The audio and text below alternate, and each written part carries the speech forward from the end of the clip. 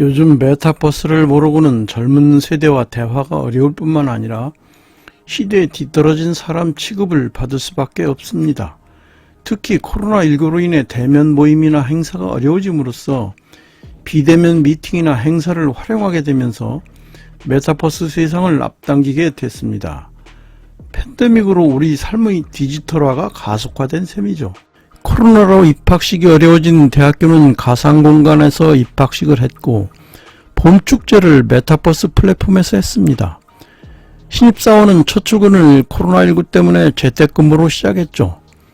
하지만 네이버의 메타버스 플랫폼 제페토에서 사옥을 둘러보고 동기들끼리 인증샷을 찍고 회식도 했습니다. CJ 프레시웨이도 메타버스 플랫폼 게더타운에서 임직원을 대상으로 랜선 회식을 통한 소통 프로그램을 진행했습니다.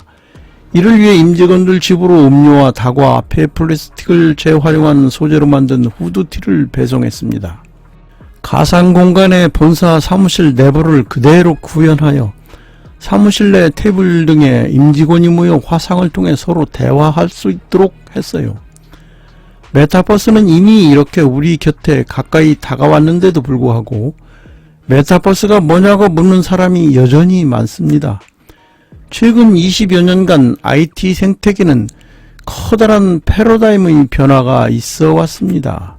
1995년부터 2000년에 걸쳐 인터넷 관련 분야가 성장하면서 세계는 닷컴 버블로 불리는 PC 시대를 열었죠.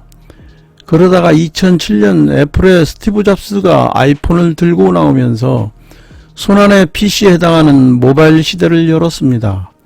그런데 이제 메타버스가 우리 일상생활에 깊숙이 들어오면서 세상은 다시 한번 바뀌고 있어요. 메타버스는 인터넷 스마트폰의 뒤를 이을 새로운 게임 체인저가 될 전망입니다. 그러면 메타버스란 과연 무엇이며 어떻게 나타날까요? 메타버스란 가상 초월을 의미하는 메타와 현실 세계 우주를 의미하는 유니버스의 합성어로 3차원 가상세계를 의미하죠. 메타버스는 1992년 닐 스티븐슨의 소설 스노우 크래시에서 온 개념과 용어입니다. 소설에서 사람들은 메타버스라는 가상의 나라에 들어가기 위해 가상의 신체인 아바타를 빌려 활동합니다. 사용자들은 이곳에서 자유롭게 게임을 하거나 자신의 아바타를 활용해 다른 사람과 소통할 수 있어요. 기술적으로는 양쪽 눈에 서로 조금씩 다른 이미지를 보여줌으로써 3차원적 영상이 만들어지죠. 그리고 그 영상을 1초에 72번 바뀌게 함으로써 그것을 동화상으로 나타낼 수 있어요. 메타버스는 소프트웨어 조각들을 통해 표현한 실존하지 않는 그래픽일 뿐이므로 현실 세계와 달리 물리법칙에 제약을 받지 않습니다. 이런 차이에도 메타버스 속에서 경제사회 활동은 현실 세계와 흡사한 형태로 나타나죠. 메타버스의 유형과 성격에 관해 알아보기로 하겠습니다. 증강현실은 가상현실의 한 분야로 실제로 존재하는 환경에 가상의 사물이나 정보를 합성하여 마치 원래 환경에 존재하는 사물처럼 보이도록 하는 컴퓨터 그래픽 기법입니다. 쉽게 말해서 사용자가 눈으로 보는 현실 세계의 가상 물체를 겹쳐 보여주는 기술이죠. 사람들에게서 가상 세계의 거부감을 줄이고 몰입감을 높이는 특징을 지닙니다. 가상현실은 현실과 유사하거나 혹은 완전히 다른 대안적 세계를 디지털 데이터로 구축한 것입니다. 가상현실과 증강현실의 차이를 살펴보면 가상현실은 자신과 배경, 환경 모두 현실이 아닌 가상의 이미지를 사용합니다. 이에 반해 증강현실은 현실의 이미지나 배경에 3차원 가상 이미지를 겹쳐서 하나의 영상으로 보여줍니다. 가상세계에서 사용자들은 아바타를 통해 현실 세계의 경제적, 사회적인 활동과 유사한 활동을 합니다. 우리에게 가장 친숙한 형태의 메타버스죠. 기존 AR, VR이 실감형 콘텐츠 제작 기술의 성격이 강했다면 메타버스는 서비스 성격이 강해졌습니다. 메타버스는 일종의 놀이공간입니다. 인터넷에 AR과 VR 기술을 적용한 가상의 사이버 공간이죠. 사용자들은 이곳에서 자유롭게 게임을 하거나 나를 대표하는 아바타로 다른 사람들과 소통할 수 있습니다. 메타버스는 현실과 유사한 경험을 할 뿐 아니라 현실에서는 불가능한 것까지 경험할 수 있는 서비스입니다. NFT는 메타버스와 무슨 관계가 있는가? 요즘 NFT라는 용어가 붙은 메타버스 관련 주식의 주가는 하늘 높은 줄 모르고 치솟았죠. 그만큼 가상자산 시장에서 NFT가 큰 화두가 되고 있습니다. NFT와 메타버스가 무슨 관계가 있어서 그럴까요? 메타버스 시대 이전까지 디지털 자산이라고 하는 것은 오락과 놀이를 위해 필요한 아이템이었습니다. 게임 아이템은 가격이 아무리 비싸도 실생활과 연결이 안 되는 것이었죠. 그런데 코로나 팬데믹이 시작되고 인간의 많은 생활들이 3차원 가상세계로 옮겨왔습니다. NFT는 그동안 가치를 환산하지 못하던 무형의 자산의 희소성을 부여해 사고 팔 수 있도록 했습니다. 가상세계에서 거래를 할 때 필요한 디지털 화폐로 인한 경제적인 수익도 수반됐어요. 따라서 디지털 자산이 실생활에서의 진짜 자산처럼 물권의 지위를 획득해야 됐죠. 그 물권의 지위가 획득되고 소유권이 인정되는 곳이 메타버스입니다.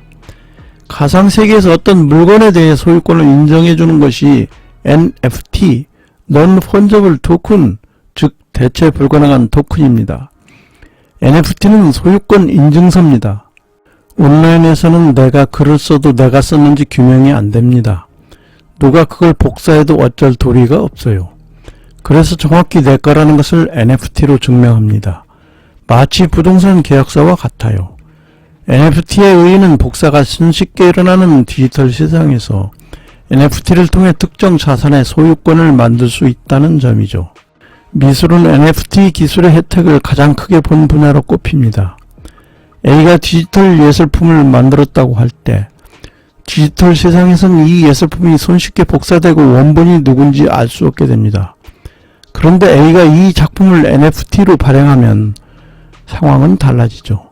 소유권은 명확히 A에게 있다는 것이 블록체인상에 저장되고 세상 사람들이 A의 소유권을 인정하게 됩니다. 디지털 작품도 일반 그림처럼 소장하고 판매할 수 있게 됐습니다. 가령 유명 화가의 그림이 있다면 그 그림의 진품을 등록하는 개념이 아니라 진품을 갖고 있는 사람이 메타버스에서 NFT를 발행하는 것이죠. 또한 훈민정음 해례본처럼 국보는 실물을 거래할 수 없기 때문에 진본은 그대로 두고 발행된 NFT 해례본이 가상세계에서 거래될 수 있습니다. 간송비서관이 훈민정음 해례본을 영인해 100개 한정판 NFT로 발행하고 개당 1억 원에 판매한다고 밝혀 국보를 상업화한다는 비판이 일기도 했죠. 류재춘 화백이 연작 수목화 월하를 디지털 콘텐츠로 재탄생시킨 NFT 월하 2021 200점이 경매에서 10여 초 만에 완판됐습니다. 화가가 그린 그림을 태워버리고 NFT 작품만 거래될 수도 있습니다. NFT라는 새로운 기술이 우리의 일상에 빠르게 침투하고 있고 다양한 산업군에서 NFT를 활용하기 시작했습니다. NFT가 시장에서 주목받기 시작한 지 얼마 되지 않았기 때문에 아직은 가격 변동폭이 매우 큰 것은 사실입니다.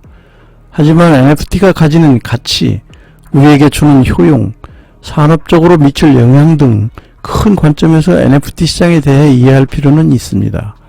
NFT는 경제 메타버스의 핵심이며 이제는 사람들의 관심을 넘어 하나의 거대한 시장을 형성하기 시작했습니다. 우리는 여기서 비트코인과 같은 암호화폐와 NFT는 무엇이 어떻게 다른가 궁금해지지 않을 수 없습니다. 코인은 블록체인 플랫폼을 가진 암호화폐로 비트코인, 이더리움, 이믹스, 보라, 페이코인, 사이클럽 등으로 코인 거래소에 등록되어 있습니다.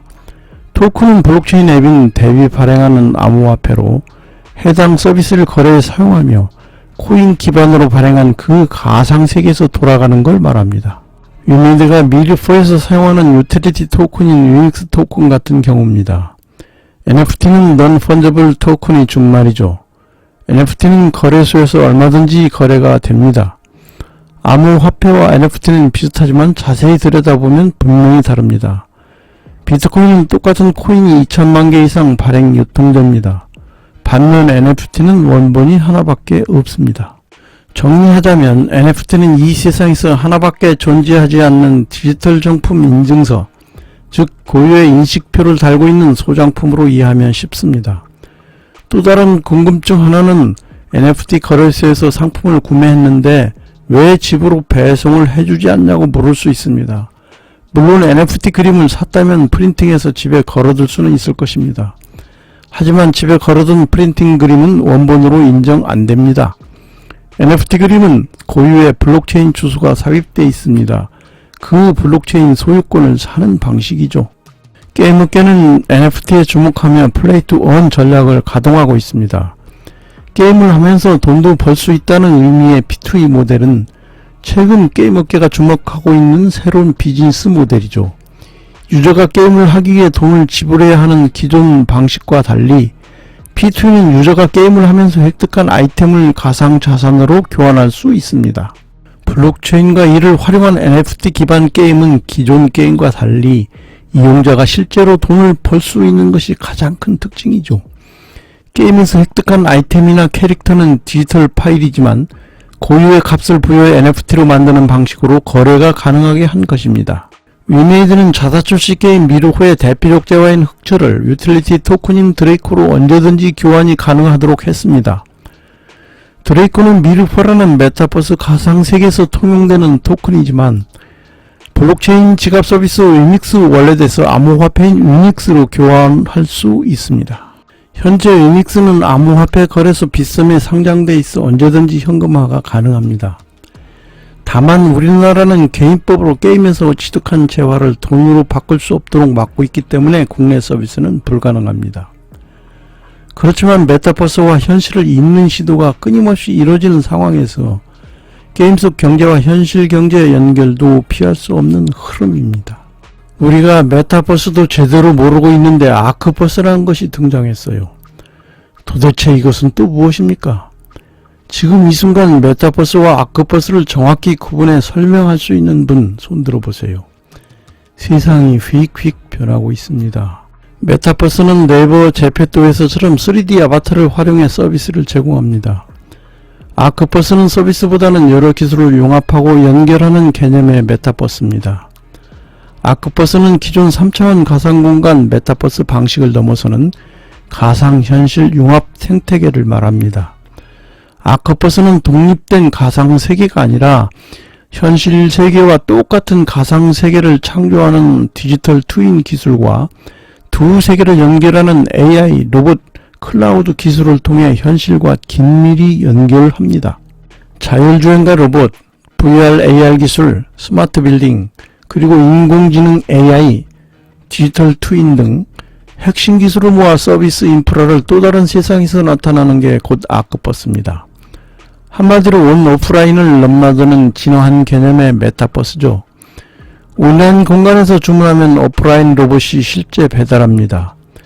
예를 들어 온라인 가상 공간에서 원격 회의 중인 직장인이 커피를 주문하면 오프라인의 로봇이 1층 카페에서 커피를 사무실로 가져오는 식이죠. 연내 완공 예정인 네이버의 제2사옥은 로봇이 음식과 서류를 배달해주고 청소도 도맡아 하는 세계 최초의 로봇 친화형 건물이 될 예정입니다. 모든 기기는 결론적으로 연결되고 있습니다. 그것이 컴퓨팅의 미래입니다. 새로운 업체가 시장에 뛰어들고 있고 시장의 규칙이 바뀌면 변화가 일어날 것입니다. 시간 문제입니다. 이상 메타버스가 우리에게 다가오면서 IT 생태계 패러다임의 변화에 대해 살펴보았습니다. 내용이 마음에 드셨다면 더 많은 노출을 위해 구독과 좋아요를 꾹 눌러주시면 많은 힘이 됩니다. 다음엔 더욱 좋은 자료로 여러분을 모시겠습니다. 감사합니다.